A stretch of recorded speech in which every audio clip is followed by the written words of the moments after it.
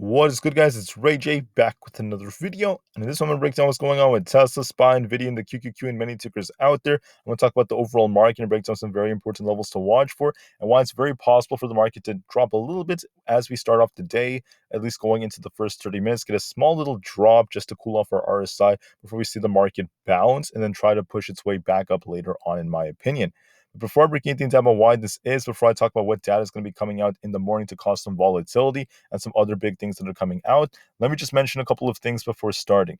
Firstly, I am not a financial planner, so take none of this as financial advice. And also, if you guys can, please check out the Moomoo link, which is down below and in the description. If you sign up for Moomoo, the link down below, and deposit $100 into the account, you're guaranteed 5 free stocks. That's a $50 cash reward. The offer ends in just 9 days, so check it out before they run out. With that out of the way, let's get on with the video. All right, guys, so just as a reminder, okay, for earnings, we just have Macy's and Lowe's coming out right now, and then we have Lazy Boy later on, more retail as the week goes on. And then as we approach Wednesday, after the market closes, we have Nvidia's earnings.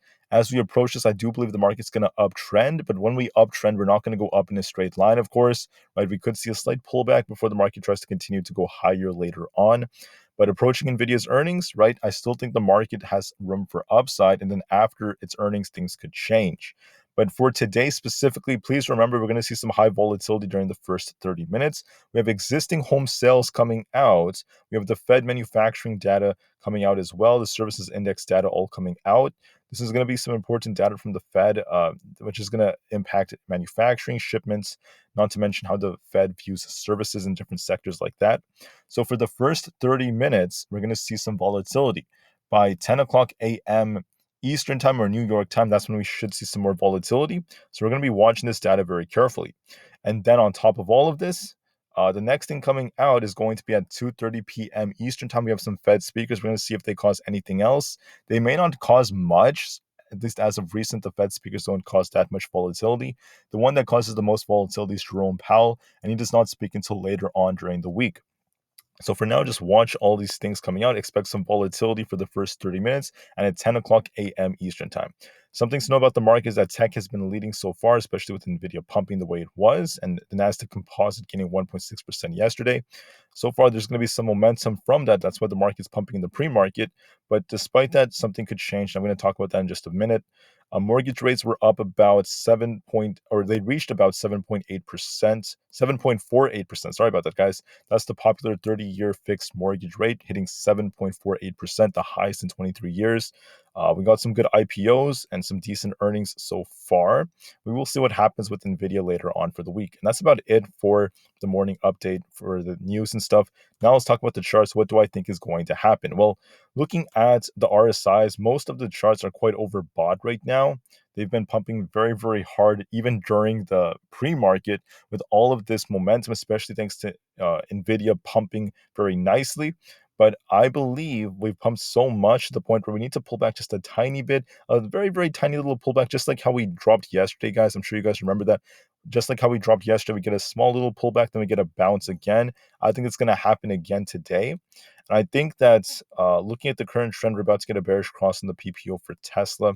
We could see 242, maybe a little bit higher price action before it comes down to fill the gap and then bounces. So just to draw it out, it's going to look something like this. This is the most probable move based off technicals. So it might get like a little pop when we open, which is what Tesla typically does. Then it comes down like this.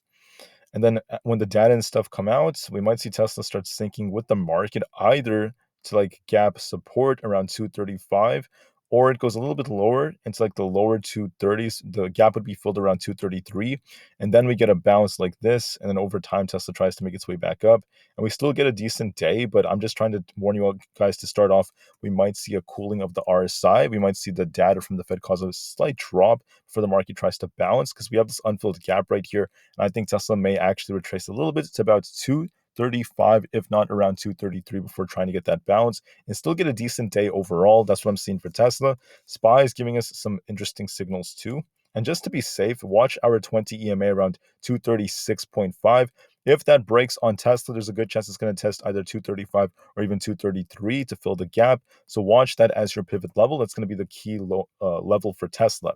And if it does go higher later on, like let's just say it tries to break out, 242, then 240, the mid 240s are going to come next if it does try to break out above the high. But we have to watch that first, so just be very careful. For SPY, same thing with all the Fed data coming out and etc. This could cause a slight pullback on SPY, so I actually drew this out in two ways. If SPY breaks below 440.5, the 200 EMA, I see it testing uh, either 439.5, or it could come down to fill this gap around 438.5 could even come a slight drop like this before it tries to bounce and make its way back up. If it tries to break out even harder at the end of the day, if it breaks to 442, basically 444 is another possibility, but we have to see if it can break that level first. That's what I'm basically seeing for the day. That's what TA is suggesting. A little pop when we open. Then we see this come down a bit. It's going to test the 200 EMA at 440.5. If that breaks, if it breaks below this, then I see it coming down to either gap support at 439.5, or it could drop even lower to like 439 to 438.5 and then bounce after that and just try pushing later on. Just like how yesterday, guys, you guys remember the market came down? Just like yesterday, we came down, then we got a little bounce. We could see something similar today, and the market could still be on a bullish trend overall. We could still be respecting a nice uptrend overall, even if we do see something like this. So that would be completely normal. That would not be out of the ordinary for this market. So watch this trend line too, just as a support, just for reference and just for safety. So hopefully this is as clear as possible. A little drop in a pop is what I think is the most likely possibility based off technical analysis. But watch the level for confirmation. See if we break below the low level I talked about, 440.5 for your pivots. Same thing with the QQQ. If it breaks below 365, I think it's going to come down to about 364 flats, or even fill the gap into 363s before getting a bounce. Watch that level as support just to be safe. For resistance, we have a strong resistance at around 368. So we're going to be watching these levels very carefully. I think the most likely possibility is a little pop when we open, then a drop down to fill this gap. Either fill the gap or get down to like gap support at 364 to 363s. Then we bounce off that and start pushing after that.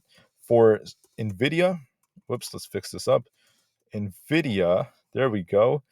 Uh, I think something similar could be developing, but it's actually holding up very nicely. So we're going to watch and see how Nvidia reacts to 480, because it's a very key level. If it holds above 480 and does not break down much, this thing could just start flying for 500 and just start continuing to push, approaching its earnings. But if it breaks below, it gets a temporary drop, there's not really much weakness on it just yet. But if it breaks below 480, there's a chance it could come down to fill this gap at around like 470. And that would really dictate the market, in my opinion. A pullback to like 470 to cool off its RSI, and then it bounces off that and it just starts continuing to shoot up towards 500, approaching its earnings. That is a real possibility. So it might do something like this where it like pops and, it either holds this area going into tomorrow and then it just like starts popping. That's one possibility. You want to watch how it reacts to this 480 level, approaching its earnings, right?